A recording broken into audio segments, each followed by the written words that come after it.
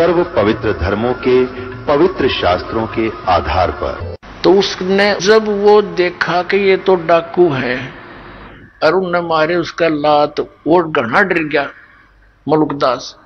और न्यो करे कबीर साहब को, हे फलाने के गुरुजी जिसके घर में वो रुका हुआ था उसका नाम लेके ए धनपत के गुरुजी आज मेरी जान बचा दे, मैं तेरा चेला बनूंगा पक्का।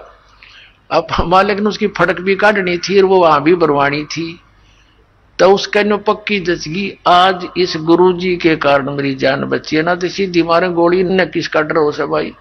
तो वहां से लेकर सीधी सुरती लाई उसने, जान बची लाखों पाए और परमात्मा के चरणों में आके गिर गया और बैठ के नो रोए।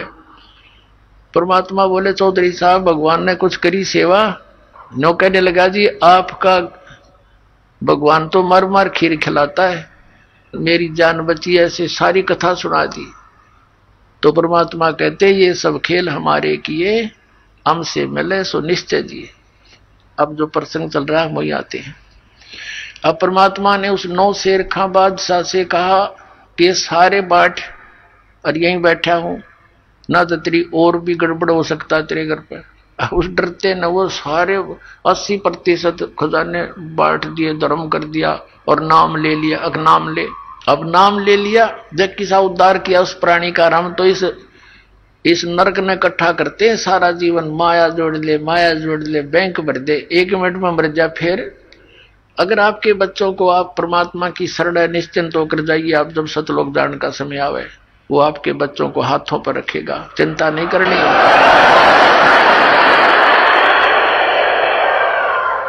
और भगवान की खोज किस लिए करते हैं? जिन्होंने शरीर तक गाल दिए, हजारों वर्ष बैठे रहे, अपने टुकड़े टुकड़े शरीर करवा दिए परमात्मा के लिए।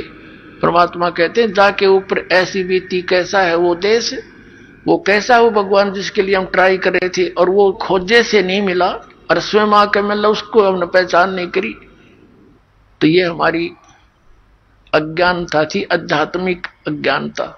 अब दास चाहता कि आपको उस आध्यात्मिक अज्ञानता का नाश करूं, भगवान को पहचान लोगे आप जल्दी। तो अब क्या किया, सब भंडारा करवा दिया, उसके थोड़ा बहुत जितनी चाहिए थी 20-30% वो छोड़ दी संपत्ति। परमात्मा चले गए और कहा इसका भजन कर बेटा। वो मंत्र जाप करने लग गया। कुछ दिनों के बाद उसके मन में के आई कि मैं भी अच्छा पागल हूं, गुरुजी कौन से देखे थे कितना दान करूं, मैं थोड़ा बहुत करके कह दूं जी सारा ही कर दिया मनता है, या गलती कर दी, अच्छा घने घोड़े खरीदूं, वो कोई शादी कराऊं, वो इस तरह की बकवास उसके मन में आ गई। अब जो मालिक की शरण में नाम उपदेश लेकर उसने जो दान किया था वो तो उसको मिलना ही मिलना है फिर, लेकिन वो मोक्ष नहीं हुआ। आशा रहेगी उसकी नालायकी के मैंने बड़ी गलती कर दी, ऐसा नहीं करना चाहिए, तो उसके कारण उसकी मृत्यु तो होगी। अगले जन्म में वो बलख शहर का राजा बन गया, बलख बुखारे का राजा बन गया। और जो उसने पिछले जन्म में पुण्य किया था वो सारा ही मिलना था। 18 लाख तो घोड़े खरीद रखे और हाथी और 16,000 ब्याह करवा रखे, 16,000 रानियां रखी हुई, बहुत बड़ा बाग बना रखा 9 लखा, उसमें ठाठ करे। लेकिन पुण्यात्माओं जैसे दास ने आज स्टार्ट किया था सत्संग कि जो पुण्यकर्मी प्राणी पिछले मनुष्य जीवन से ही आगे मनुष्य जीवन प्राप्त किए हुए हैं, उनमें भगवान की भक्ति की कसक जाती नहीं। अब वो भगत था ही पिछले जन्मों का, तो उसने संतों की खोज शुरू की। एक पाखंडी का फंस गया और उसके ऊपर ब्लाइंड फेथ उसका, तो वो था ठग और दिखा साकुति बड़ा, इसके साथ साधु संत निर्त्यागी बैरागी दिखाओ अपने आप को। एक बार राजा ने अंगूठी बनवाई सोने की, बड़ा धनी व्यक्ति था वो राजा। सोने की अंगूठी 50,000 में तैयार हुई उस समय, आज तो मेरे ख्याल में 5 करोड़ की हुआ है। हीरे पन्ने छोटे छोटे ऐसे लगा के सोने की अंगूठी और अच्छी बड़ी छाप सी थी। अब राजा उस अपने गुरु के पास जाता था, 10-5 असरफी दान कर देता था। अब उसने देखा उस ठग ने कि राजा की अंगूठी बहुत बहुमूल्य है या तो ठगनी चाहिए। उसने अपने चेले से कहा कि राजा की अंगूठी कहाँ बनी है ये पता करे। उसने बात में पता कर लिया, क्योंकि नगर में 2-4 सुनार होते हैं जो राजा से संबंधित होते हैं। पता किया कि सुनार से बनी है। तो उससे कहा कि भाई तू एक ऐसी ही डुप्लीकेट बना दे। उसने उसी अंगूठी या छाप डुप्लीकेट बना दी और वो उस नकली ने अपनी जेब में डाल ली। उसके गुरुजी ने राजा को संदेशा भिजवाया कि गुरुजी नौका विहार करना चाहते हैं। राजा को जब संदेशा मिला, वो तो डिवोटेड होते हैं श्रद्धालु, तो कहा भी चलो फटाफट, और आपके साथ नौका विहार करना चाहते हैं। राजा ने तुरंत करवा दी व्यवस्था और आप भी आ गया और कहा महाराज चलो। एक नौका में राजा, 1-2 नौकर, राजा और उसका गुरुजी नौका में बैठे, नाविक चला रहा है और घूम रहे एक बहुत बड़े सरोवर के अंदर। जब उसने राजन ये क्या है? अजी अंगूठी है गुरुदेव, ये कितनी कीमत की होगी? अगलो जी देखो, ये है 50,000 रुपये की 4 हुई। अच्छा अच्छा, और नाविक जरा ध्यान से चला, इधर चल। अब उस राजा की नजर तन्यून होगी कि भाई ये नाविक गड़बड़ कैसे कर रहा है। वह अंगूठी डाली, दूसरी नकली काट के कहने लगे राजन अंगूठी तो बहुत अच्छी है, पर हमारे क्या काम की? उसने कहा राजा ने, आप रख लो गुरुदेव। अरे हमारे क्या काम की, हमारे लिए तो मिट्टी है। वहां फेंक दी तालाब में। अब राजा ने सोचा भी गुरुजी के तो चाड़ा है, कति त्यागी विरागी है, ये तो किसी चीज की इच्छा ही नहीं रखता। दूनी श्रद्धा बन गई उसकी। पहले 10 रुपये दान करता था, फिर 100 करने लग गया। अब वो चाहता यही था कि वो किसी तरह और अच्छा मजबूती से मेरे साथ लगे, और वह ओरिजिनल गाल ली गोज में, और वह छुपा दी अपनी कुटिया में, जमीन खोद के अपने कॉन्फिडेंशियल चेले थे दबवा दी। कुछ दिनों के बाद उस चेले की गुरु की बिगड़ गई। चेला उससे नाराज हो गया। उस चेले ने सोचा इस गुरु जी की जय तोड़वाऊं। उसने मंत्री से कहा कि मंत्री जी, राजा की अंगूठी हमारे गुरु जी ने धोखे से ऐसे चेक कर रखे। अब मंत्री कहने लगा भाई सच्ची बात है वो तो बताइए। अगजी कति सच्ची है, अग पक्की बात, अगजी कति पक्की बात है। मैंने अपने हाथ से दाब रखी, इसने मेरे से बनवाई थी। एक सुनार से मैं लाया था बनवा के, नकली बनवाई थी। ओरिजिनल तो इसने वहां दाब दी और वह फेंक दी जल में। इसने ठग गया है राजन को। मंत्री ने भाई सोचा चल भाई डट जा, मैं थोड़ा समय आने पर बात करूंगा। सीधी बात तो नहीं कर सकते क्योंकि राजा तो जबरदस्त इस पर विश्वास किए हुए है। एक दिन धीरे धीरे मंत्री ने कहा राजन मैंने कुछ बात सुनी है। क्या? कि आपकी अंगूठी उस आपके गुरुजी ने आपके साथ धोखा करके और नकली जल में फेंक दी, असली वो लिए बैठा है। अब राजा ने बोला मंत्री फिर से ये बात मत कहना, मेरे गुरुदेव के बारे में ऐसी बात तू बोलना मत है। अब मंत्री चुप हो गया। परमात्मा ने दया करनी थी उसके ऊपर। को काफी देर जब मंत्री चुप रहा, कहने लगा मंत्री सच बता, क्या ये सत्य है? मुझे जिसने बताया उसका कॉन्फिडेंशियल चेला है और उसे मैंने बहुत खोद कर पूछा कि सच्चाई होनी चाहिए। वो कह दी कति सच्चाई ना, मेरी गर्दन काट दे। तो राजा इतना विश्वास करता था कि मंत्री अगर वहां बात कच्ची पागी तो मैं तेरी गर्दन काटूंगा, तो फिर तसल्ली कर ले। उसने फिर तसल्ली कॉन्फर्म होगी। तब वो चेला बुलाया, चेले से पूछा कि किस सुनार से बनवाई? तो सुनार बुलवाया राजा ने। मंत्री ने भी उस सुनार से पूछ लिया था। जब राजा को विश्वास हो गया फिर भी नहीं हुआ, भाई देखो मैं तो जब मानूंगा अंगूठी मेरे पास हाथ में होगी। वो चेला बोला जी चलो मैं बता दूंगा। राजा, मंत्री, 2-4 सैनिक, 10 बॉडीगार्ड गए और जाते चेले ने काट के वह खोद के दे दी। और गुरु बैठा बैठा देखे वह अंगूठी ये आपकी। तब राजा ने देखा उसकी तरफ, करड़ा करड़ा पैरा मार के गिर गया। वो ठग, माफ कर दो आप तो बख्शनार हो, मेरे से गलती होगी। उसका 2 मारी लात, अग निकल जाए दुष्ट यहां से तू।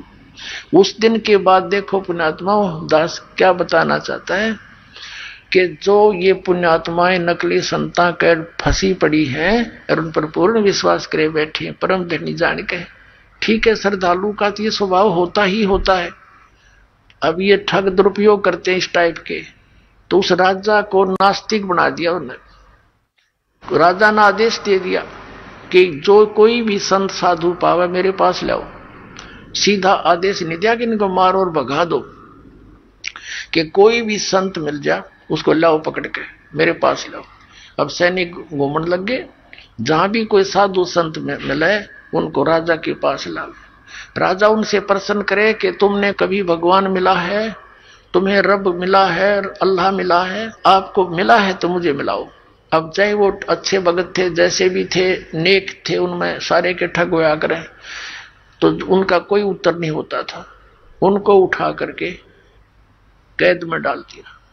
एक संत ऐसे कोई समझदार सा था, उसको पकड़ लाए। उसने प्रश्न किया राजा ने कि मुझे दिखाओ भगवान तुमने मिला है तो। संत ने कहा जी एक दूध का गिलास मंगाओ। राजा ने सोचा ही पीता होगा, आदेश दे दिया नौकर को कि भाई मीठा करके गिलास दूध ला दे। अब दूध लाके उस ऋषि संत को दे दिया, साधु को। वो साधु दूध में उंगली दे रहे से देखे। अब राजा कहता जी पी लो, अपने पीना है तो, इसमें मीठा डाल रखा है, दूध है। उस संत ने कहा जी मैंने सुना है दूध में घी होता है, लेकिन आपके दूध में तो घी है ही नहीं, मैं पीऊं क्या इसको।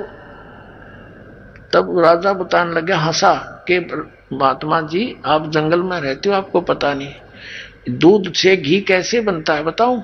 इसको गर्म किया जाता है, फिर ठंडा सा करके नवाया सा करके इसमें जामन लगाया जाता है, फिर दही बनता है, दही बनकर फिर बिलोया जाता है, रिड़का जाता है, फिर ये घी निकलता है, समझे।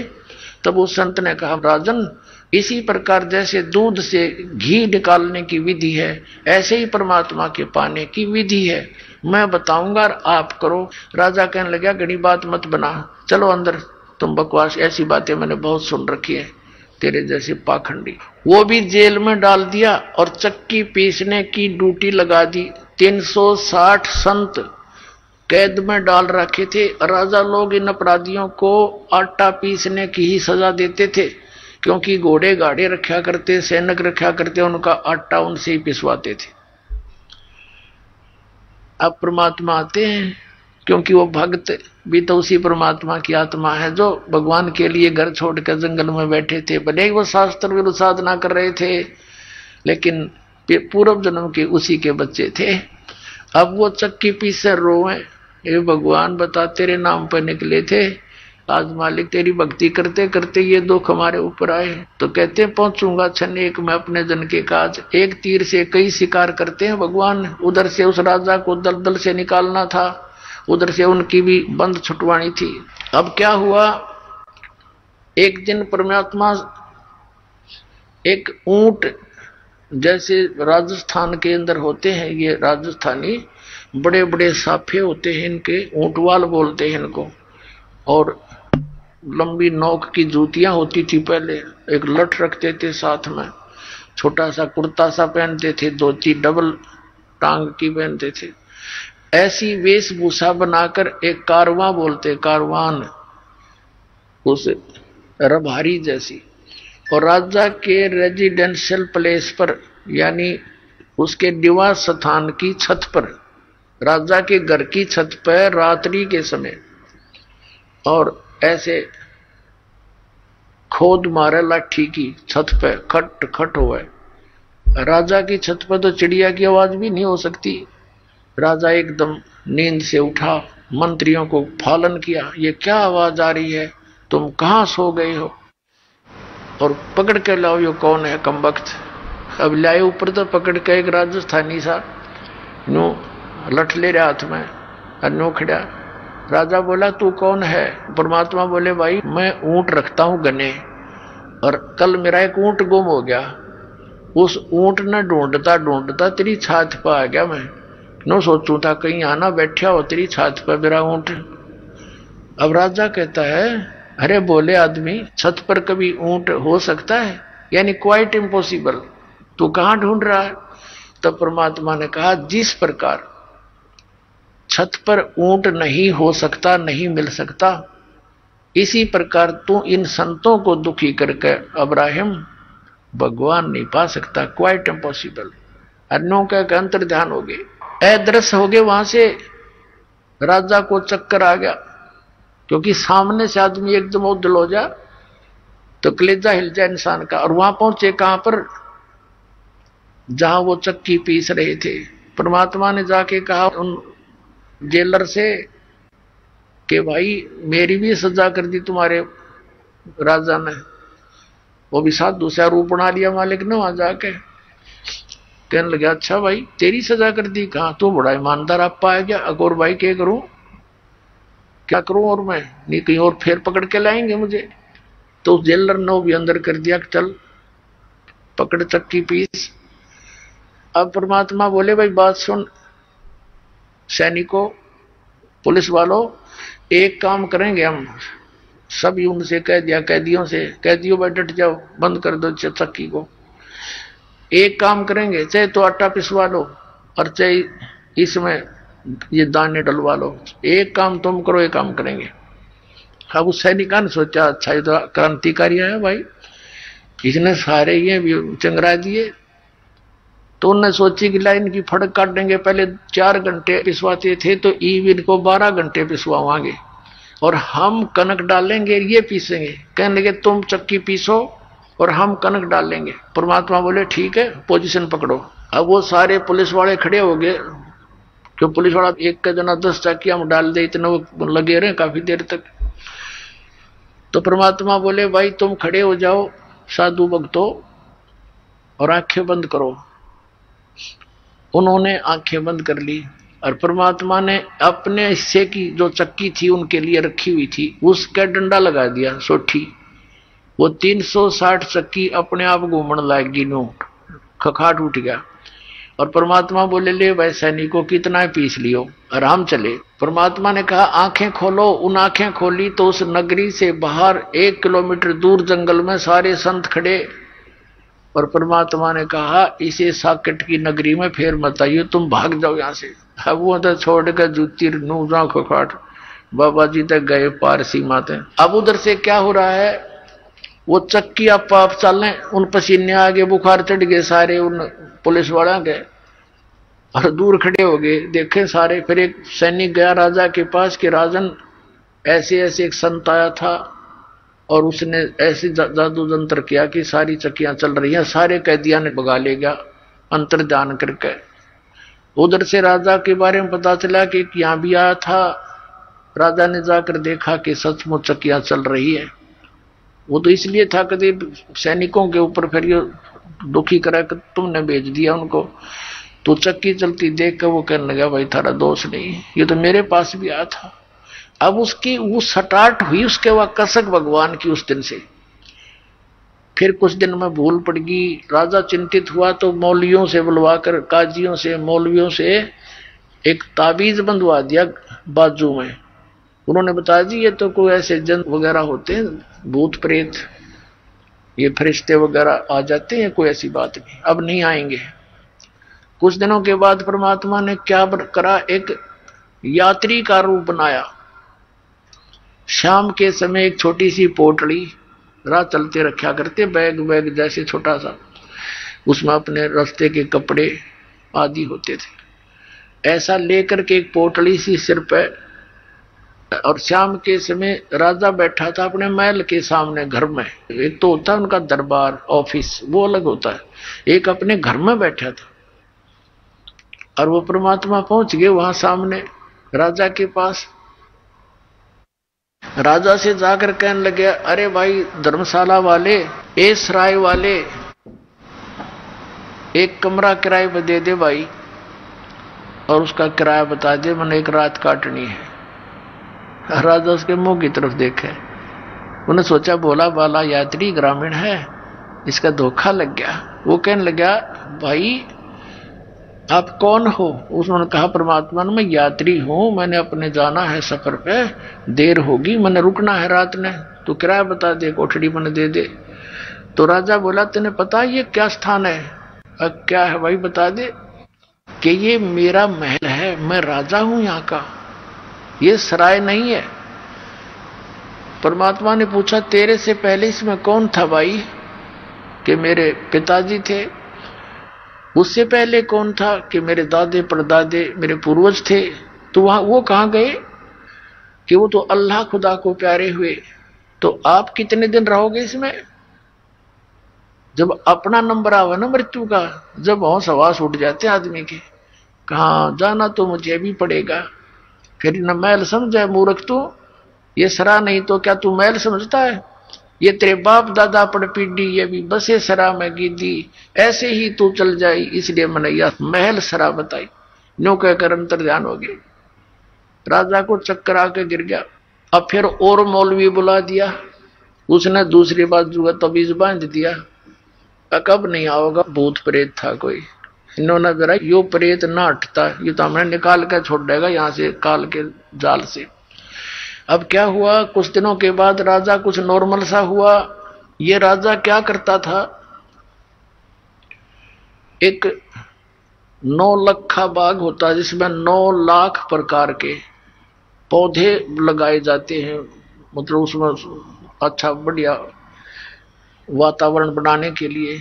वहां राजा टहलता था और दोपहर के समय 2-3 घंटे वहां विश्राम करता था। उस बाग के अंदर राजा की जो बेड था, बिस्तर था, उसको संवारने का, आसपास चारों तरफ फूल फाल सजाने की ड्यूटी बांदियों की लगाई जाती थी, नौकरानियों की।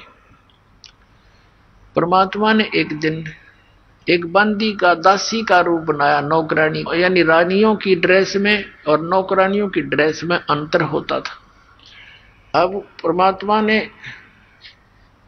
एक नौकरानी का रूप बना के और बेड बिछाया खूब सुंदर, चारों तरफ गुलदस्ते लगा दिए। राजा की बेड पर स्वयं सो गए, बंदी रूप में, नौकरानी रूप में। अब राजा आया, उसने देखा कि तेरी सेज पर, तेरे बेड पर एक बांदी सोए। इसका इतना दिमाग खराब हो गया, इसका इतना डर निकल गया। वहां पर एक अंटर रखा होता था, राजाओं के पास रखते थे, आसपास रहता था। एक अंटर उठाया, कोड़ा।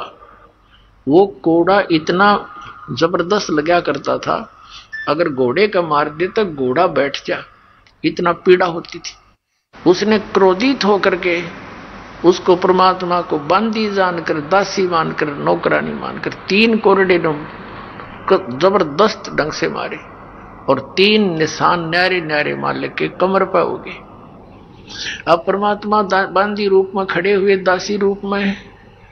पहले तो थोड़ा सा रोने का बहाना किया और फिर हंसते हंसते लोटपोट हो गए, जमीन पर लौट कर हंसे हंसे, डटे नहीं डटे।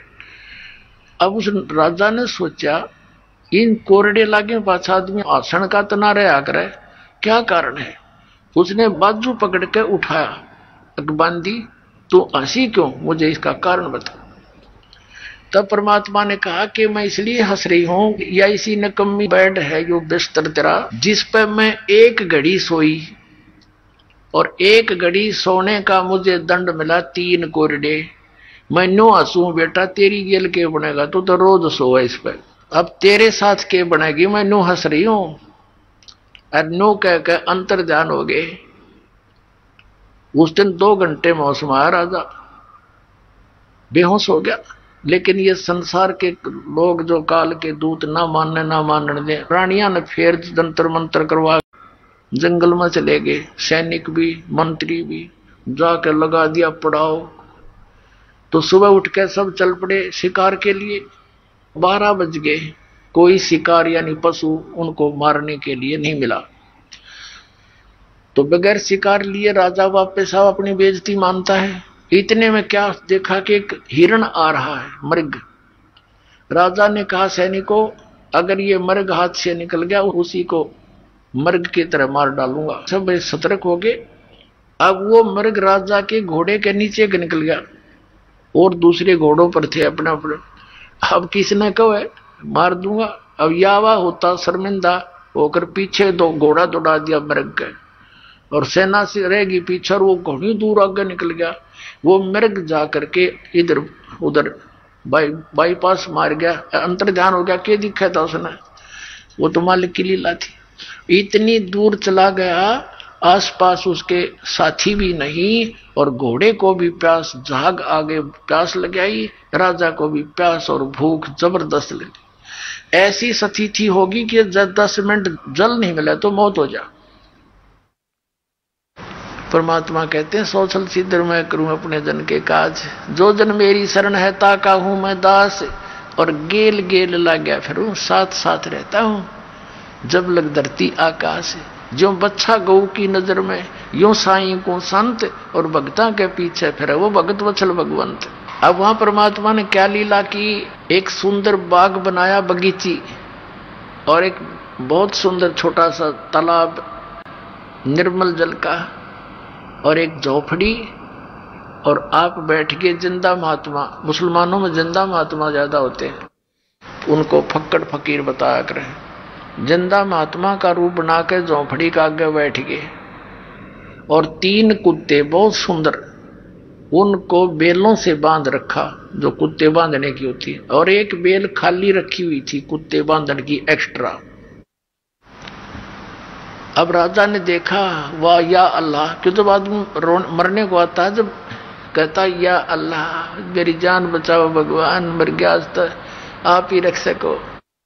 अब परमात्मा जो रक्षक है उसका तो हमने पता ही नहीं, वो हमारा रक्षक, तीनों लोकों में प्रवेश करके सबका धारण पोषण करता है, तो वो सुनता है पल पल की। वहां वो बगीचे सब साजबाज 1 सेकंड में कर दिया। अब राजा थोड़ी देर दूर आ गया, देखा सचमुच बहुत बड़ा सरोवर है और थोड़ा सा तालाब है, बाग बगीचे अच्छी मेवा फल फ्रूट लगे हुए हैं। घोड़े को पानी पिलाया, घोड़ा बांध दिया वृक्ष के, स्वयं पानी पिया, कुछ खाया पिया, फिर देखा महात्मा जी बैठे हैं, महात्मा के पास आए। अब आदमी का जब संकट टल जाता है इसने फिर बकवाद बाती है, वो ही शुरुआत हो जाती है। जाके कहने लगा बाबा जी इन 3 कुत्तों का क्या करेगा तू, ये 2 मुझे दे दे। तब परमात्मा बोले संत रूप में, कहने लगे भाई बात सुन, ये वीआईपी डॉग हैं, ये ऐसे देने के नहीं है। वो कहने लगा वीआईपी कैसे, कि ये है ना बलख शहर का जो राजा है वर्तमान में, ये उसका पिता है, ये इसका दादा, और ये इसका तीसरा दादा। इन निकम्मों को मैं बार बार समझाया करता, भाई परमात्मा बच लो, ये राजपाट सदा नहीं रहेगा, पर इन एक नहीं सुनी। आज ये कुत्ते बन गए, और उनके लिए हलवा बना रखा पालक ने, और इतनी दूरी पर रख रखा, उनके जो पहुंच से बांध रखे थे, यानी 6 इंच दूरी पर। वो खूब कोशिश कर ऐसे खाने की, नू खाने की। देख अब इनको हलवा चाहिए, वो बेल थी ना खाली, वो हमारी उनका कमर पर एक अगला मैं खिलाऊंगा तुम ना हलवे काजू किशमिश के, वो चिल्लावे ट्या ट्या करे, और वो सुने सारी कहानी। और फिर परमात्मा बोले या खाली बेल है ना भाई, या बताओ किस लिए ले रखी है। अब जो वर्तमान में राजा है ना वो मरेगा और वो कुत्ता बनेगा, उसने इस्ते बांध दूंगा अराड़े इस कीट के साथ ही। उसका तो पसीने आ गए, अब चरणों में गिर गया उस संत के, हे भगवान या बिरान मट्टी होगी, अज्ञा तेरा गए भाई, कौन है तू? कि मैं जी वो बलख बुखारे का राजा हूं। तो परमात्मा ने कहा ये तेरे बाप दादा थे भाई, इनने भी तेरे की तरह बड़ी बदपहल कमाई, अब तू तकत बैठ कर भूली, तेरा मन चढ़ने को सूली। नालायक जो काम करने का था उतने शुरुआत भी नहीं की। इतना कहकर अंतर्ध्यान हो गए, राजा बेहोश हो गया, चेत हो गया। नरमात्मा बहुत होती है भगत की। काफी देर के बाद वो होश में आया, क्या देखता है, ना वो कोई संत है, ना कोई कुत्ता है, ना बाग, ना बगीचा, ऐसे पड़ा कॉलर में। और घोड़ा देखा, घोड़े के पैर पानी में भीगे हुए हैं, पानी पी रखा अपना तृप्ति। अब वो समझ नहीं सका और ये पता लग गया तो बहुत बुरी बनेगी भाई। उसी समय इतने मायूस हो गया, आके सैनिकों से बोला नहीं और ऐसे संकेत किया कि उठाओ सब सामान को, चलो मेरे साथ। वो सैनिक तो ट्रेंड होते हैं, 10 मिनट में बांध गया अपने बैग रो लिए, गिर घोड़े ले गए, वापस आ गए। रानियों ने पूछा मंत्रियों से क्या हो गया, अगदी पता नहीं, ऐसे ऐसे मृग के पीछे पीछे गए थे, और पता नहीं वहां क्या हुआ इनको, और वापस आए तो किसी से नहीं बोलते। एक कमरे में जाकर बैठ के, रानी चली गई, मंत्री चले गए, मुख्य रानियां होती हैं वो तो राजा साथ घुली मिली होती हैं, सब कुछ बोल देती हैं। कहने लगे जी आप तो औरतों से भी गए गुजरे, औरतें कहा करती हैं मुझे ये दिख गया, वहां खड़ी थी एक बाबा दिखा, वहां खड़ी थी एक भूत दिखा, आप तो उनसे भी गए गुजरे होगे, हिम्मत करो, आप तो क्षत्रिय हो। ये है उसमें लगी पंप मारने, उसका तो कलेजे में जख्म हो गया। अब वो सोचा ही न क्यों कर समझाऊं बता। इतने में एक कुत्ता आ गया, उस कुत्ते के सिर में कीड़े पड़े हुए थे, जख्म था, उसमें जीव चल रहे थे। वो आकर कहने लगा अब्राहिम, अब्राहिम देख ले मैं उस नगर का राजा था, मैंने जितने भी ये शिकार खेल लिया और जुल्म किए, ये देख अपने कर्म का भोग भोग रहा हूं। अब जान बचाई जा तो बचा ले भाई, न्यों कह करो भाग्य खेदे ही। अब राजा कहने लगा देख लिया तुमने, तुम्हारे सामने, अब तो आगे पीछे हो तो चलो तुम ना मानो थे। और कहा निकल जाओ इस कमरे से बाहर। सबको बाहर कर दिया, कुंडी ला ली। रात्रि के समय घर के पीछे से कमंद डालकर, रस्सा डालकर, सब वस्त्र निकाल कर और एक शाल की जो है ना चद्दर सी बांध के ऐसे गले में एक का लपेटा करें साधु संत ऐसे, और निकल गया घर से। रात ने 20 किलोमीटर खींच दी रातों रात, घर के उठे इतने। अब आगे जाके क्या देखा, भूख लगी जोर की, एक मालन बेर बेचे थी। कहा मालन बेर कैसे देती है? कहने लगी 1 पैसे का शेर देती हूं। अब्राहिम ने कहा ये मेरे पास पैसा तो है नहीं, ये जूती है, इतनी कीमती जूती पहना करता, 2.5 लाख रुपए की, 1.25 लाख रुपए की एक जूती, उसमें हीरे पन्ने जुड़ा रखे, सारी ऐसी थी, सबसे कम कीमत की थी जो पैर के चल लो। अब भूख का गए पुण्यात्मा, ये सोना काम नहीं करे। भूख लगी, कहने लगा ये दोनों जूती दे दूंगा तेरे को, मुझे 1 शेर बेर दे दे, और ये 2.5 लाख रुपए की है। मालन ऊपर ले मन तेनो कहने लगी मैंने तो 1 पैसा चाहिए, क्योंकि कैसे दे दे, और दोनों उठा कर अपने सारे दर ली। 1 शेर बेर जब तोलने लगी 1 किलो, 1 बेर जमीन पे गिर गया तोलते तोलते। मालन तेनो कह मेरा, अब्राहिम कह मेरा, तोले पाछे गिरा है, वनो के ना मेरे हाथ से गिरा है। उस बेर पे गुत्तम गुत्ता परमात्मा ने अपने रूप में आकर उसका 1 दिरा कान पे है, ने बोला 2.5 लाख की जूती और 1 पैसे का बेर है। देखा तुम सुल्तान तने के छोड़ दिया मेर, ये ममता क्या छोड़ा, तू राज ने गिर ले लिए फिर है नालायक, जब वापस अपने घर ने कर ले राज तू। मुश्किल तो नरक से निकाला। अब घर के त्याग देने से राज नहीं त्यागा जाता पुण्यात्मा, अंदर से त्याग मिट्टी समझ इसको। वो फिर चरणों में गिर गया, हे भगवान बड़ी दया करी आपने, मैं तो कति यहां तक दब चुका था दाता, आपने तो रस्सा ही बांध कर निकाल लिया। बेटा मुझे मालूम था तेरी दुश्मन थी माया, जिसने तो अपनी प्यारी समझ रहा था। अब मैं तेरे साथ हूं ना, जिस चीज की आवश्यकता पड़े मुझे बताइए, हाजिर खड़ा पाओगा। अब क्या हुआ, शाम के समय उसने फिर भूख लगी ना, सुबह के समय रात तो कट गई, तो सुबह याद किया भगवान भूख लगी। आकाश से एक थाली आई, कपड़ा उसके ऊपर डला हुआ, थाल पोस। उसने उठाकर देखा, उसके सामने आके रुक गई। उसमें क्या देखा, काजू किस्मत सेब संतरों के भरी, और साथ में हलवा, खीर, पूरी, कचौड़ी और रोटी, सारी आइटम उसमें। वापस न्यू का नो ढक दिया कपड़ा और मुंह फेर कर बैठ गया। कहना भगवान ये तो आपने छुटवाए थे, ये फिर भेज दिए, दास को सूखी रोटी दे दो। परमात्मा ने आकाशवाणी करी, बेटा तू सफल हुआ, अब तेरी आत्मा हट गई इस गंदे दलदल से, अब तू लकड़ी तोड़ और जंगल से बेच और अपना गुजारा कर और भक्ति कर बेटा, नाम बिना बात नहीं बढ़ेगी। अब उसको नाम दिया सतनाम, पहला मंत्र दिया, फिर सतनाम दिया। फिर कहा बेटा तुझे सारनाम दूंगा, सारनाम जब दूंगा तू योग्य हो जाएगा। और परमात्मा ने बताया कि मेरा वहां आश्रम है, तू वहां आ जाना। तो वहां एक रहते थे साधु रूप में परमात्मा। अब्राहिम वहां जाने लगा, फिर सार नाम का समय आया। परमात्मा ने कहा बेटा ठीक है, वहां आ जाना, सार नाम तुझे दूंगा मैं। वो समय रख दिया, तिथि बता दी। तो राजा आ रहा था और एक बहन भगतमती वो उसी नगर की थी और उसके नगर के पास परमात्मा का आश्रम था छोटा सा। वो राजा जो भगत बन गया था वो नीचे से जा रहा था गली से। वो लड़की ऊपर से कोई कूड़ा करकट उठाकर और नीचे डाल दिया उसने। डालने के बाद देखा तो एक व्यक्ति पे गिर गया और लड़की झांक के देखा। फिर बाद में वो रोले मचाने लग गया, तूने ये क्या कर दिया, कौन है तू बदतमीज। तब उसने देखा झांक के को हो तो किसी आदमी पर गिर गया और आंखें लाल करके कहता है काश मैं आज राजा होता, तेरे टुकड़े टुकड़े कर देता, तूने मेरा सारा हुलिया बिगाड़ दिया। वो कहने लगी भाई साहब गलती होगी, मैंने देखा को नहीं, माफ कर दो, मैं आज राजा होता तुझे बता देता।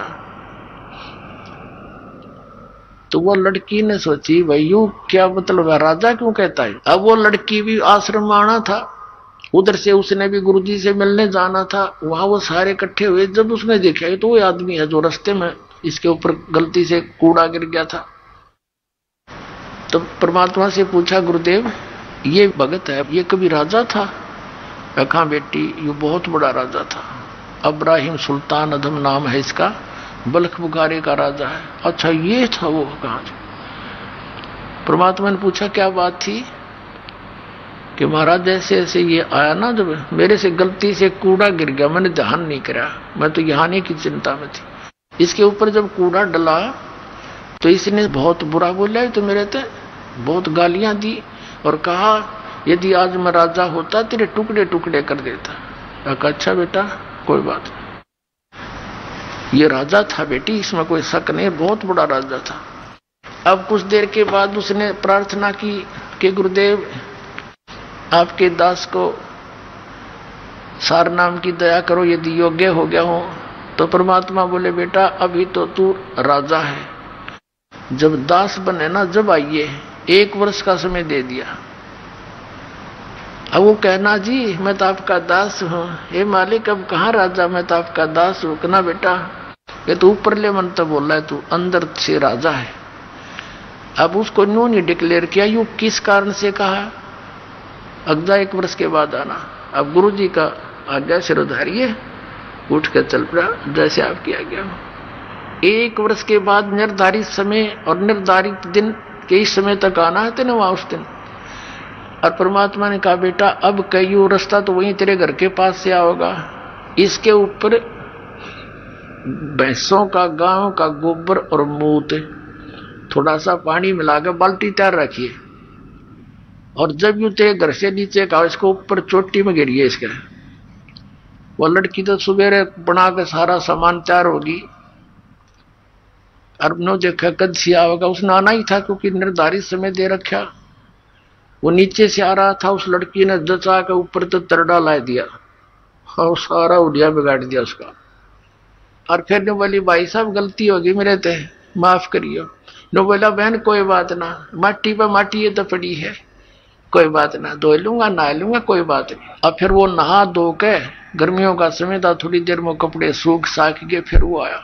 वो लड़की उससे पहले पहुंच गई। परमात्मा ने पूछा बेटा करा काम? अक्का कर दिया जी। तो क्या प्रतिक्रिया थी इसकी भगत की? वो लड़की बोली जी आज नो बोल यू कि कोई ना बहन ये तो माटी पे माटी पड़ी है, धो लूंगा साफ हो जाएगी कोई बात नहीं। कहा बेटा आज यू योग्य हो गया सार नाम के, आज दूंगा इसने। फिर वो आया, चरणों में प्रणाम किया कि गुरुदेव आपका दास योग्य हो गया हो तो दया करियो दाता। ने बोला बेटा आज तू राजा नहीं है, आज तू दास है, और दास है तो मेरा खास है। बोला जी ना राजा नहीं था मैं। ना बेटा उस दिन तू राजा था, इस लड़की ने तेरे ऊपर वो कूड़ा डाला था, क्या बोला तू उस दिन?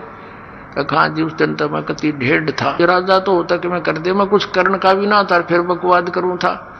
ये परमात्मा आपकी दया से आज दास के अंदर दासापन आ गया।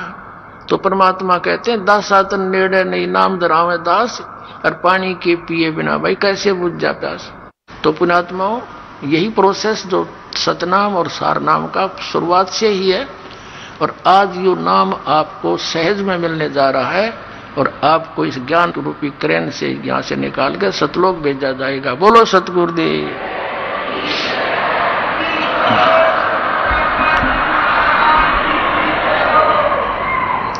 परम पिता परमात्मा पूर्ण ब्रह्म सर्व सृष्टि रचनहार कुल मालिक कबीर परमेश्वर जी की असीम कृपा से आप सर्व पुण्यात्मा सत्संग सुनने के लिए यहां पहुंचे। परमात्मा की असीम रजा जिस पुण्यात्मा पर होती है वही परमात्मा के पाने के लिए प्रयत्नशील होता है। ये उसका दुर्भाग्य है कि उसको संत नहीं मिलते, लेकिन आत्मा परमात्मा के लिए रह नहीं सकती, क्योंकि ये उस सुख को छोड़कर यहां आ चुकी है जहां कभी कोई टेंशन नहीं होती थी, वहां जन्म मृत्यु नहीं होता था, वहां वृद्धावस्था नहीं थी, ना कोई रोग किसी प्रकार का शरीर में होता था। वहां ऐसी ही सृष्टि है जैसी यहां आप देख रहे हैं, लेकिन वहां ये पशु पक्षी नहीं है और मानव है। बाग बगीचे खूब बहुत सुंदर हैं, सदाबहार वृक्ष हैं। पुण्यात्माओं, उस सुख की खोज हम यहां कर रहे हैं और वो सुख यहां है ही नहीं, हम मृत्यु को ही प्राप्त हो जाते हैं। इस अपनी आशा लेकर के, जैसे बालक पढ़ रहा होता है तो वो सोचता है कि मैं शिक्षा ग्रहण करके और बढ़िया नौकरी प्राप्त करूंगा, सर्विस प्राप्त करूंगा, फिर मैं सुखी होऊंगा। जब उसको सर्विस प्राप्त हो जाती है, विवाह हो जाता है, फिर बच्चे हो जाते हैं, उनकी परवरिश में लगा रहता है, फिर वो सोचता है कोठी बना लूं, बस फिर आनंद हो जाएंगे। कोठी भी बना ली है, फिर संतान हो जाती है, फिर कहता है कार ले लूं, बस मौज हो जाएगी।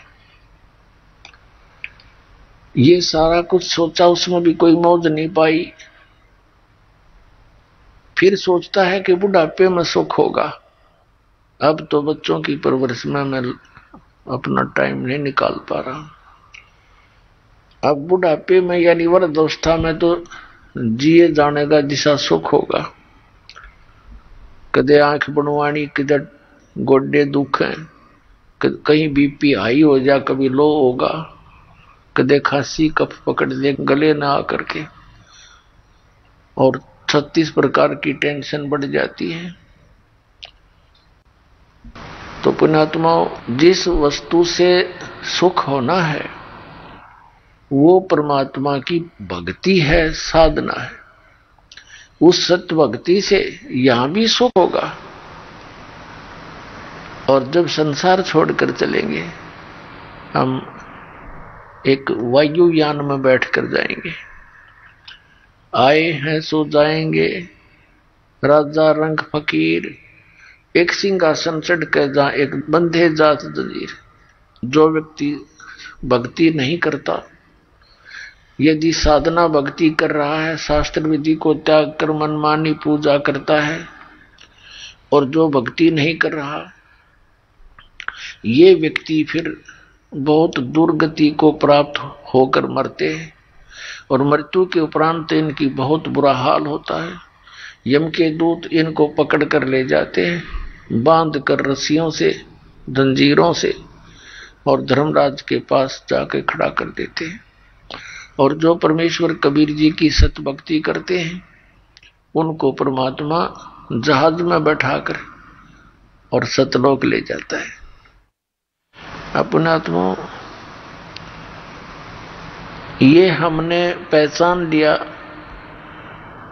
इतने प्रमाण देख करके कि परमात्मा कौन है, कैसा है, ये हमारे सदग्रंथों ने भी प्रमाण कर दिया और साथ में उन महापुरुषों ने भी प्रमाणित कर दिया जिनको भगवान प्राप्त हुए। अब जैसे अभी तक परमात्मा के विषय में निराकार ही एक लोकवेद बना हुआ था कि परमात्मा निराकार है, तो ये केवल दंत कथा थी, यथार्थता नहीं थी। आज पुण्यात्मा परमात्मा की कितनी रजा आपके ऊपर है। इस कलयुग के अंदर ये वो समय है, ये कलयुग का वो स्वर्ण युग है, भक्ति युग है। इसमें मोक्ष प्राप्ति होगी, सतलोक मिलेगा।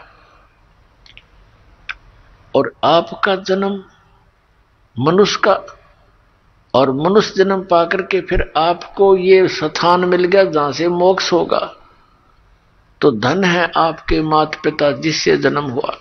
आप कितने पुण्यकर्मी प्राणी हो। आइए अब हम उन श्रद्धालुओं के अनुभव जानते हैं जो जगत गुरु तत्वदर्शी संत रामपाल जी महाराज जी से दीक्षा प्राप्त कर चुके हैं तथा उनके द्वारा बताए गए भक्ति मार्ग पर चल रहे हैं। नमस्कार सर। नमस्कार सर। सर क्या नाम है आपका? हमारा नाम जी चंद्रजीत प्रजापति है। सर कहाँ के रहने वाले हैं आप? जी उत्तर प्रदेश आजमगढ़ जिले से हमें। सर संत रामपाल जी महाराज से नाम दीक्षा आपने कब ली? सर हमने संत रामपाल जी महाराज से नाम दीक्षा सन 2012 में ली। सर संत रामपाल जी महाराज से नाम दीक्षा लेने से पहले आप क्या भक्ति साधनाएं करते थे? जी हम ऐसे नकली पंथों से जुड़े हुए थे और सभी देवी देवताओं की भक्ति किया करते थे, जिससे हमको कोई लाभ नहीं हुआ सर। सर जो भक्ति साधनाएं आप करते थे इनसे आपको क्या लाभ मिले? सर उनसे तो हमें कोई खास लाभ नहीं मिला, हमारा नुकसान ही होता गया। और इतना नुकसान हो गया कि उसमें हमारे पिताजी का एक्सीडेंट भी हो गया और घर में झगड़े झंझट भी होने लगे। और सबसे ज़्यादा नुकसान हमारा ये हुआ कि हमारी तबीयत पूरा खराब हो गई सर उस साधना करते करते। और हम अज्ञानी गुरुओं के पास पड़े रहे, इधर उधर भटकते रहे, कहीं हमें कोई सही मार्ग नहीं मिला। और हमें ऐसे ऐसे भी गुरु संत मिले हैं जो लोकल होते चलते फिरते रहते हैं, हमें जो जहाँ बताए हम वहाँ गए। एक ने हमें बताया कि रात का 12 बजे आप त्रिवेणी पे चले जाओ इलाहाबाद, 12 बजे के और 2 बजे के बीच में आप वहाँ रात को स्नान कर लेना, आपके सारे पाप धुल जाएंगे, जितने भी भूत बैताल चले जाएंगे। फिर भी हम वहाँ गए, वो भी क्रिया हमने किया, उससे भी हमें कोई लाभ नहीं मिला।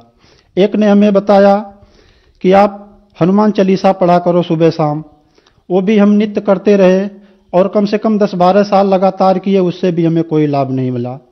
एक ने बताया आप मैहर देवी चले जाओ, हम वहाँ भी गए, दर्शन भी किए, पूरे परिवार के साथ में गए, सर हमें भी वहाँ से कोई लाभ नहीं मिला। ऐसे हमने बहुत जगह धक्के खा लिए, फिर भी हमें कोई लाभ नहीं मिला। और सर हमें भूत प्रेत की ज़्यादा परेशानी थी, भूतों ने हमें परेशान बहुत कर रखा था और हमारे पूरे परिवार को परेशान कर रखा था। कभी हमारी तबीयत खराब होती है तो कभी बच्चों की, कभी हमारे धर्मपत्नी की, कभी माँ की, कभी पिताजी की। और भूतों ने ही हमारे पिताजी को एक्सीडेंट में मरवा दिया। जितने भी संत गुरु हमें नकली मिले, इन लोगों से जो भी हमें ज्ञान बताया, मंत्र दिया, इनसे हमें कोई भी लाभ नहीं मिला और हम दलदल में भटकते चले गए, धंसते चले गए। सर आपने बताया कि आप जो भक्ति साधनाएं करते थे उनसे आपको कोई लाभ नहीं मिला, आपको भूत प्रेतों की बहुत समस्याएं थी। भूत प्रेतों की समस्या की वजह से आपके पिताजी का एक्सीडेंट हो गया, उनकी मृत्यु हो गई। फिर आपको किसी संत ने बताया कि आप त्रिवेणी चले जाइए और रात 12 बजे से 2 बजे तक गंगा में स्नान कीजिए। आपने वो भी करा, आपने सभी उपाय कर लिए, आखिर में आप हार कर बैठ गए कि अब इस समस्या का समाधान नहीं हो सकता। तो फिर संत रामपाल जी महाराज की जानकारी आपको कैसे मिली? जी ये तो परमात्मा का ही चमत्कार है, बहुत अद्भुत खेल हुआ हमारे साथ। एक बार हम ट्रेन में सफ़र कर रहे थे, गुजरात से अपने उत्तर प्रदेश आजमगढ़ में आ रहे थे घर पे। तबीयत हमारी बहुत ख़राब थी, हम सोचे अब हमारे पास कोई रास्ता नहीं है। कोई पुण्यात्मा था, बोलता 10 रुपये में ज्ञान ले लीजिए, 10 रुपये में ज्ञान लीजिए। लेकिन उस डिब्बे में कोई भी वो 10 रुपये की एक ही पुस्तक थी उस आत्मा के पास, कोई लेने के लिए तैयार नहीं हुआ। हम भी हाथ में लेके उसको वापस दे दिए। वापस दे देने के बाद हम बोले भाई ऐसे ही सब पाखंडी हैं, ये बात है वो बात, हमने भी भला बुरा कहा। हम परमात्मा से प्रार्थना भी करते हैं कि उस गलती का हमें क्षमा करना मालिक। फिर जब वो भगत उतरने लगा, बोला इसमें कोई अच्छी आत्मा नहीं है, सबके सब ऐसे ही हैं। फिर उतरते उतरते हमारे आत्मा में एकदम फड़क से उठी और जैसे मालिक बोले हों कि जा ले ले। फिर हम बोले भगत जी हमको दे दो। उसने हमें 10 रुपए की किताब दिया, बोला आपका उद्धार हो जाएगा। इतना बोलते ही वो फिर पता नहीं कहाँ गायब हो गया, हमें दिखाई भी नहीं दिया। गाड़ी खड़ी थी फिर भी हम खोजते रहे कहाँ गया, वो हमें कहीं नहीं मिला। वो ज्ञान गंगा किताब हमको मिली थी 2010 में और पढ़ते पढ़ते हमको 2 साल लग गए। हम इसलिए पढ़ रहे थे कि इसमें क्या सच्चाई है क्या नहीं है। कुछ हम वेदों से मिलाने लगे, गीता जी भी अपने पास रखे थे उससे भी मिलाने लगे और लोगों के पास भी जाने लगे। तो हमको सब यही कहते ये गलत है गलत है गलत है। तो वो पढ़ते पढ़ते हमारी तबीयत इतनी सीरियस हो गई कि हमको BHU हॉस्पिटल बनारस जाना पड़ा। वहां जाने के बाद डॉक्टरों ने बोला कि आपका कोई इलाज नहीं है। 3200 रुपए की हमारी जांच भी करवाई, भारी भारी टेस्ट भी करवाए। और हम गुजरात में भी रहते हैं, वहां भी हमको मोरबी जिले में भी दिखाया गया, राजकोट में भी दिखाया गया, बड़े बड़े डॉक्टरों से दिखाया गया, लेकिन हमारा समाधान कहीं नहीं हुआ। वो किताब को लेके हम घर से निराश होके मैं बोला कि अब हमारी मृत्यु निश्चित है। उस किताब को लेके, एड्रेस को लेके हम फोन करके सतलोक आश्रम बरवाला जिला हिसार में हम पहुंचे। अंदर गए, अंदर जाते ही हमको मालिक से नामदान मिला। तो फिर सर संत रामपाल जी महाराज से नाम दीक्षा लेने के बाद आपको क्या लाभ मिले? सर संत गुरु रामपाल जी महाराज के शरण में आने से, नाम दीक्षा लेने से हमें बहुत लाभ मिला है। जैसे कि हमें 12 साल से बवासीर भगंदड़ की बीमारी थी। एक बार हमने ऑपरेशन भी करा लिया था। फिर उन्हीं डॉक्टरों ने दोबारा जब दिखाने गए तो बोला ये ज़्यादा हो चुका है, अब BHU बनारस चले जाओ। वहाँ भी हमने दिखाया तो वहाँ के डॉक्टरों ने हमें मना कर दिया। हमारा छोटा भाई भी गया था, उससे बोल दिया कि भाई इनका कोई इलाज नहीं है। जांच भी करवाए, सब देख लिए। हम 6-7 दिन वहाँ रुके भी थे। रुकने के बाद हम घर पे आ गए। उसके बाद हम संत गुरु रामपाल जी महाराज के शरण में आए और इनके शरण में आने से हमारा 12 साल जो पुराना बीमारी था भगंदड़ का, बवासीर का, और हमारी आंतें भी खराब हो चुकी थी और लीवर भी कमजोर हो चुका था। हम दिनों पे दिन आधी रोटी भी खाने लगे थे, पानी भी ठीक से नहीं पी पा रहे थे और कुछ काम भी नहीं कर पा रहे थे। सर BHU से मुझे डॉक्टरों ने वापस भेज दिया था। तो गुरुजी से नाम लेने के बाद मेरे को बिना दवाई, बिना कोई टैबलेट, न कोई झाड़ फूक, मात्र नाम लेने से गुरुजी का, परमात्मा का नाम लेने से, संत रामपाल जी महाराज जो नाम देते हैं, जो दीक्षा देते हैं, उसके मंत्र से कोई भी रोग, मेरा पेट का जो बीमारी था, आंत एक तरफ की खराब हो चुकी थी, पूरी खराब हो चुकी थी। डॉक्टरों ने बोला था जो भगंदड़ की बीमारी थी वो भी हो पूरा एकदम जोर पे थी। बोला कोई इलाज ही नहीं है, पूरा आपका गुद्दा काट के निकालना पड़ेगा। और लीवर में भी प्रॉब्लम था। ये सब बीमारी जो मुझे इतने सालों से परेशान की थी, 10-12 सालों से, और मैं मिर्चा भी बिल्कुल नहीं खा पा रहा था। आज भी मेरे परिवार इसके गवाह हैं। ये सब चीजें सतगुरु रामपाल जी महाराज के शरण में आने से, छू मंत्र, नाम लेने से छू मंत्र हो गई और आज मैं पूरा स्वस्थ हूं। मेरा परिवार, मेरा पूरा गांव गवाह है। जितने भी भगत हैं आजमगढ़ के, सब लगभग मेरे से मिले हैं, जानते भी हैं, मुझे पहचानते भी हैं। वो भी जानते हैं कि भगत ठीक हो गया है। तो सतगुरु रामपाल जी महाराज के शरण में आने से मेरे इतने कष्ट और भूत प्रेत की बाधा भी 25 साल से थी और उसमें मेरे पिताजी की भी मृत्यु भी हो गई और घर में भी सब बीमार बहुत रहते थे, हमारे बच्चे भी, हमारे भक्तमती भी, और हम ज्यादा उन्हीं की वजह से बीमार रहते थे। जहां जाओ झाड़ फूक करवाने हो, वो ये बताता है, कोई जिन्न बताता है, कोई मेस्तर बताता है। जहां भी जाओ कोई 1000 कोई 500 रुपए मांगते हैं, ले लेके पैसे हमें खाली गिराते चले जाते हैं। और वो सब बीमारी से जूझते जूझते हमें जब गुरु जी का मंत्र, परमात्मा कबीर साहब संत रामपाल जी महाराज के रूप में आए हुए हैं, उनसे नाम दीक्षा लिया, तो ये सारी समस्या हमारी भूतों प्रेतों की चुटकी में परमात्मा ने दूर कर दिया। आज हमारा शरीर पूरा फुला हुआ है, हम खुश हैं, पूरा परिवार हमारा सुखी है और पूरे परिवार सहित हम संत रामपाल जी महाराज के शरण में हैं। हमें आज कोई दुख नहीं है, न कोई दवाई लेते हैं, न कोई खाते हैं। कभी अभी जब से हमने 2012 में नाम लिया था उसके बाद आज तक हमने कोई दवाई नहीं खाई और ना हमारा परिवार कोई दवाई खाया है और आज हम पूरा सुखित हैं संत रामपाल जी महाराज के शरण में आके, नाम दीक्षा लेके। सर, आपने बताया कि आपको 12 साल से बवासीर की बीमारी थी, आपने इलाज भी कराया, आपको भगंदर हो गया, आपकी एक आंत खराब हो गई, आपका गुर्दा भी खराब था, लीवर भी कमजोर था, आप में बीमारियां थी। डॉक्टर ने आपको मना कर दिया था कि आपको घर ले जाया जाए और सेवा करें। फिर आप संत रामपाल जी महाराज की शरण में आए। संत रामपाल जी महाराज ने आपको इन बीमारियों से छुटकारा दिलाया, और जो आपको 25 साल से भूत प्रेत की समस्या थी, जिसकी वजह से आपके पिताजी की मृत्यु हो गई थी, उससे भी संत रामपाल जी महाराज ने आपको छुटकारा दिलाया। इस बात का गवाह आपका पूरा गांव है। तो जो श्रद्धालु आपको टीवी पर देख रहे हैं, आप उन लोगों को क्या संदेश देना चाहते हैं? क्या वो लोग भी ठीक हो सकते हैं संत रामपाल जी महाराज से नाम दीक्षा लेने के बाद? उनको आप क्या कहना चाहते हैं? जी, हम सभी श्रद्धालुओं के, भक्तात्माओं को जो इधर उधर भटक रहे हैं और ऐसे ऐसे गुरुओं के पास जाके अपना मूल जीवन जो गंवा रहे हैं, हमने भी बहुत भटका है, बहुत जगह जगह हमने गए हैं, हमें जो जहां बताया है वहां गए हैं। हमें कोई बताया कि आप द्वारिका चले जाओ, हम द्वारिका भी गए हैं। कोई बताया सोमनाथ चले जाओ, हम वहां भी गए हैं। कोई बताया आप त्रिवेणी पे चले जाओ, संगम में, इलाहाबाद, वहां भी हमने रात को भी गए हैं। ऐसे ऐसे हम बहुत प्रमाण बताते हैं। बिहार हम गया में भी गए हैं। कोई बताता बैजनाथ चले जाओ, आपकी सारी समस्या दूर हो जाएगी। रात रात भर हमसे कोई कोई संत ऐसे मिले हैं जो जाप करवाए हैं। हम बहुत जगह भटके हैं। तो आप लोग को से प्रार्थना है कि आप लोग भी ऐसे ऐसे जगह मत जाइए, यहां से आपको भी लाभ नहीं मिलेगा, छुटकारा आपका नहीं होगा। और आप लोगों से हम प्रार्थना करते हैं कि आप शास्त्रों को पहले, सतगुरु रामपाल जी महाराज जो हैं, इनके किताबों को पढ़िए, देखिए, समझिए, शास्त्रों से मिलाइए, फिर आप देखिए। और टीवी पे भी आप देखते हैं कि रोज चैनल पे परमात्मा सतगुरु रामपाल जी महाराज का सत्संग आता है। उस पे आप देख के विश्वास कीजिए, जैसे हमारे रोग ठीक हुए हैं, आप लोगों का भी ठीक हो सकता है। परमात्मा सब पे दया करते हैं, आप पे भी करेंगे। और इधर उधर भटकने से अच्छा है कि परमात्मा आए हैं, आप लोग आएं, नाम दीक्षा लें और भक्ति करें, अपना कल्याण कराएं। हम आपसे यही प्रार्थना करते हैं। सर, संत रामपाल जी महाराज से नाम दीक्षा कैसे ली जा सकती है?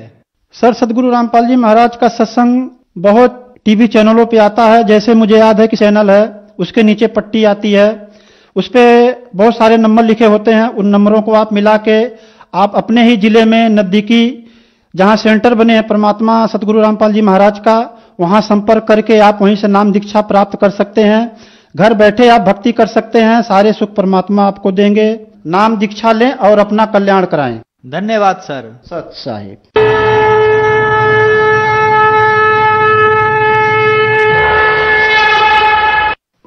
आप सुन रहे थे जगत गुरु तत्वदर्शी संत रामपाल जी महाराज के मंगल प्रवचन।